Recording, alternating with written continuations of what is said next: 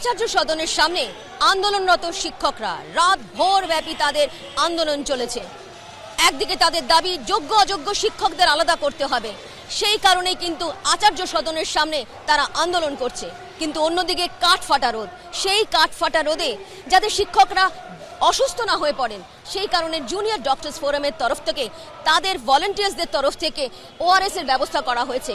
সেই ওআরএসই দেওয়া হচ্ছে এই শিক্ষকদের, কারণ তারা কাল থেকে এখানে আন্দোলন করছে, রাত ভোর ব্যাপী তাদের আন্দোলন চলেছে।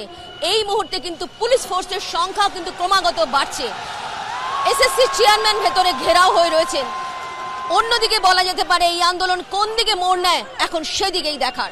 গতকাল থেকে চাকরিহারারা যারা রয়েছেন তাদের জন্য আমরা জলের ব্যবস্থা করেছিলাম এবং কিছু খাবারের ব্যবস্থা করা হয়েছিল গতকাল রাত্রিবেলা। এবং আজকে সকাল থেকে যেটা হচ্ছে এই চূড়ান্ত গরম বুঝতেই পারছেন, তো প্রত্যেক চাকরিহারা যারা আছেন তারা ডিহাইড্রেট হয়ে পড়ছেন।